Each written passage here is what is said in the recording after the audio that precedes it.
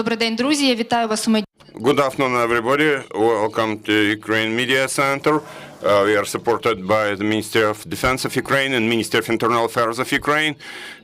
Brief information about our today's schedule. At 2 p.m. we'll have Vitaly Kim online, head of Mykolaiv Oblast State Administration. At 3 p.m. Vadim Boychenko, city mayor of Mariupol. And at 3:30 p.m. we'll have Alexander Matuzyanek here in our studio, spokesman of the Ministry of Defense of Ukraine. He'll tell us about the current combat situation on the front lines. And right now in our studio, I'd like to welcome Olha Stefanyshyna, Vice Prime Minister of Ukraine for European and Euro-Atlantic integration. And today we'll discuss with Olga Ukraine's relations with European Union, Ukraine and NATO, as well as prospects of Ukraine joining those organizations. You're welcome. Yeah, okay. So thank you, colleagues.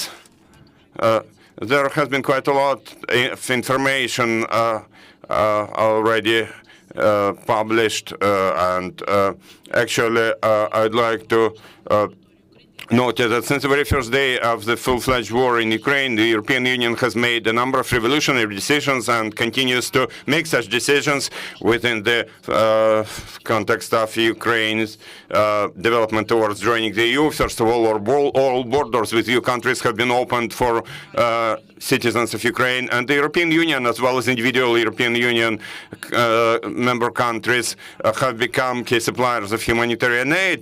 And it is this humanitarian assistance that has played a crucial role in the first weeks of war. Now we have been developed a systematic process in this area, and since the war continues, and it will continue for an indefinite period of time, we have readjusted our priorities in terms of humanitarian aid towards international organizations. First of all, UN systems, UN organizations, as well as U.S. Agency for International Development, and also there was a separate team within the European Union team for humanitarian aid to Ukraine. And during the time of hostilities, we have received more than 160,000 tons of various cargoes. First of all, food, medical supplies. But you know that currently we have been paying special attention to distributing this humanitarian aid, first of all, to those regions, and more than 80 cities and towns of Ukraine, to which we do not have access at the moment because they have been controlled by Russian armed forces, as well as troops of so-called Donetsk People's Republic and Luhansk People's Republic. So we have been, of course, frustrated to some extent, seeing how slow these international institutions are. They would have to facilitate this process through the UN organization, through the International Red Cross. But now, at this briefing, I can state that we can restore and establish our full-scale cooperation with those institutions. They have been working full-scale to implement their mandate. You know, there have been those terrible crimes which the whole world has seen. This is the face of the Russian soldiers, so to say.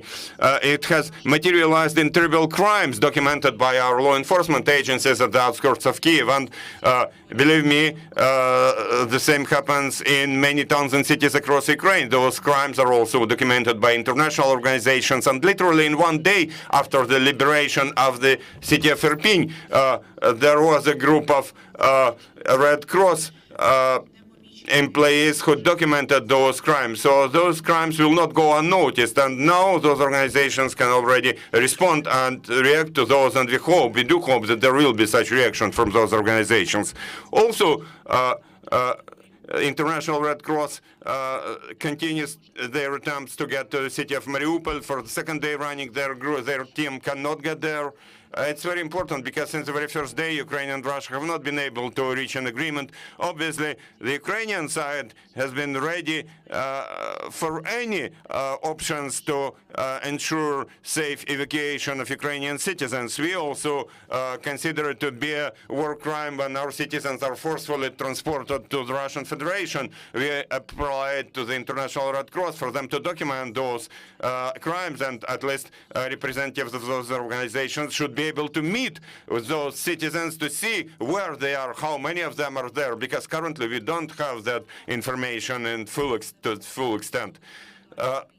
In a similar way, we are working with a number of individual EU member countries. Literally last week, jointly with the European Commission, we started working on developing our joint political framework, common political framework to ensure citizens' rights, both internally displaced persons and those who left for the European Union. We have decided that we will not split them into categories. They are all citizens of Ukraine who need information, who need social assistance, who need material financial support. They need some accommodation, and there is a whole range of issues about education, about social protection, social security, medical aid, and so on. So now, jointly with our partners, with the European Commission, we have been working on having common policies to ensure and protect citizens' rights, both within the country and for those who went to the European Union countries. Also, we believe that one of the key items today is to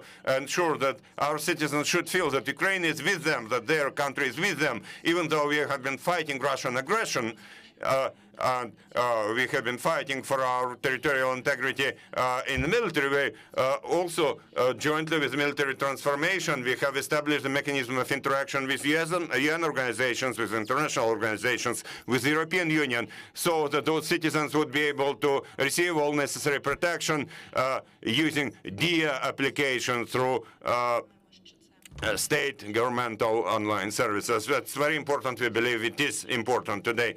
A separate block of issues important for government today is mobilizing financial resources in order to maintain stable functioning of the state, public sector, governmental institutions, stability of financial payouts. You know that in the very first of the days of the war, Ukrainian government has maintained and ensured all those social security payouts, and we need a message from our international partners that that financial support will be sustainable. Jointly with our European partners, we directed a lot of funds which were first initially allocated for various targets in Ukraine. We reallocated them within the macrofinancial aid assistance program to this area. Also,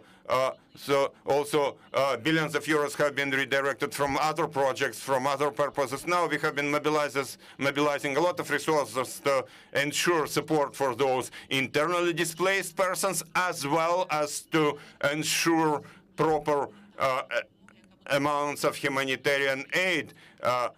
It will be received in a systematic way to Ukraine, and we have been mobilizing funds for that. So that's to say, all those financial resources aimed at Ukraine are now redirected for that support. Also, the European Union has announced joint initiative with Ukraine about creating the European Solidarity Fund for Ukraine.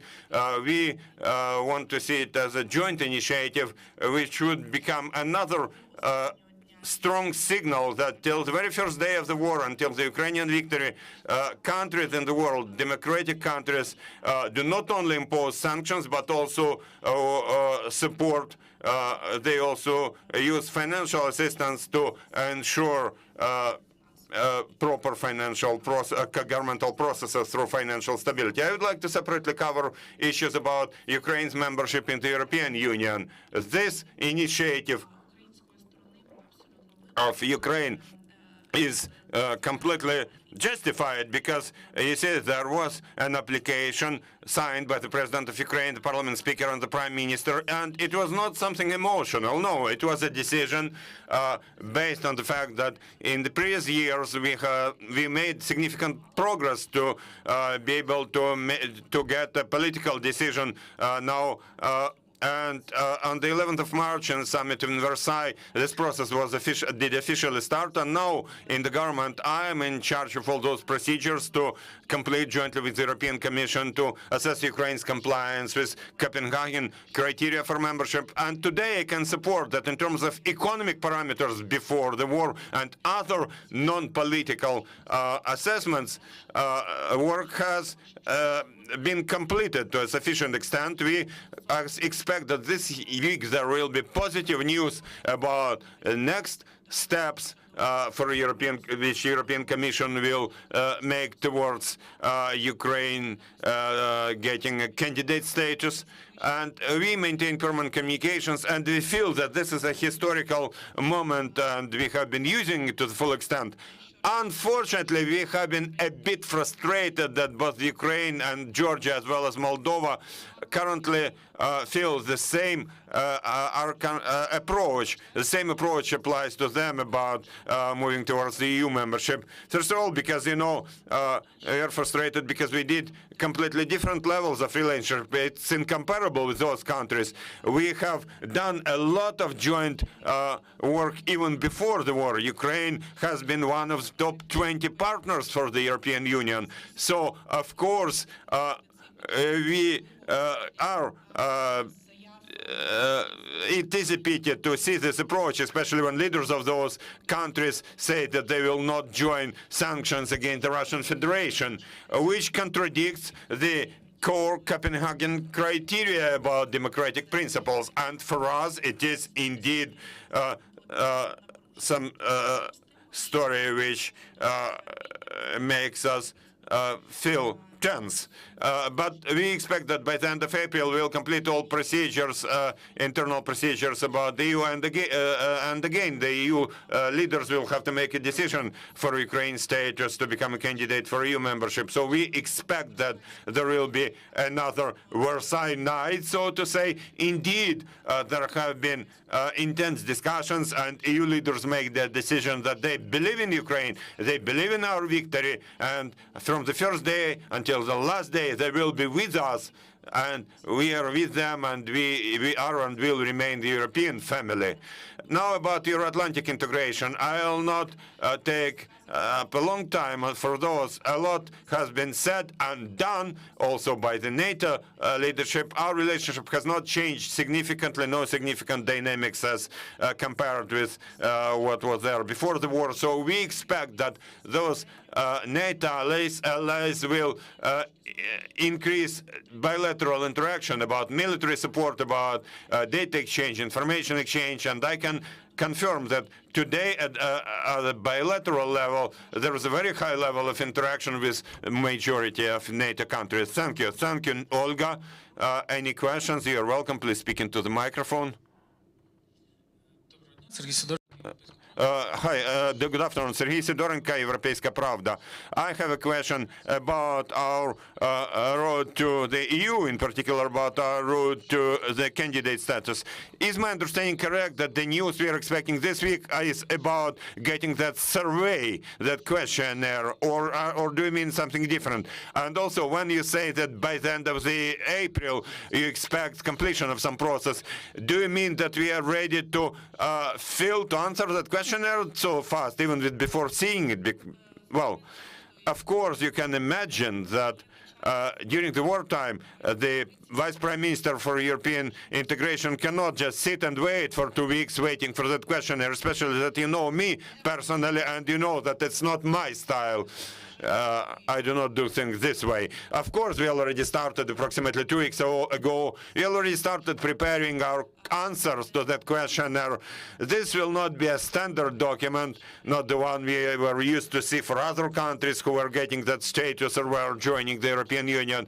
No, as I already mentioned, and it's like in the previous 4 years, we have already done a lot of work we had to do together about assessing our markets, our economy. So we are already ready with answers. We are awaiting this document to receive it officially this week, and it will take very short time for us to do our internal work to transmit our information to our statement to the European Union. And we expect that by the end of April, the European Commission will already tell the EU leaders that Ukraine complies with Copenhagen criteria for membership. Any more questions?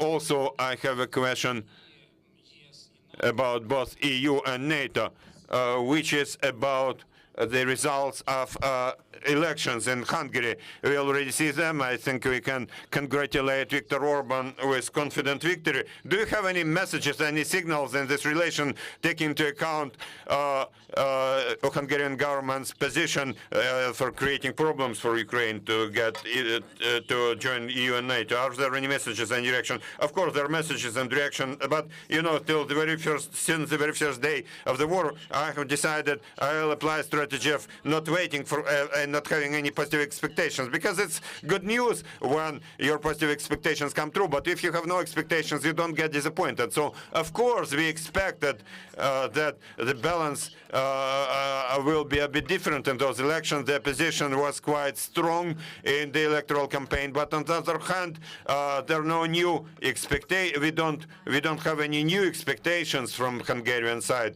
The policies that they followed before that will even become stronger, and the policy of friendship with the Russian Federation. Well, of course, it will be important for us to monitor the reaction of the European Union when they see this worsening of democratic standards and playing nicely with the aggressor, who is guilty of tens of thousands of deaths of children, of citizens killed in Ukraine in the 21st century. So I believe that, with joint efforts, with our solidarity, we have to prevent totalitarian regimes from appearing in the European Union territory or any centers of Russian Federation impact. Any more questions? No? Thank you, Olha. Thank you for joining us. Thank you for finding times during these difficult times. Friends, you're welcome to watch our briefings, and I'd like to remind you that at 2 p.m. we'll have Vitali Kim with us, so see you then.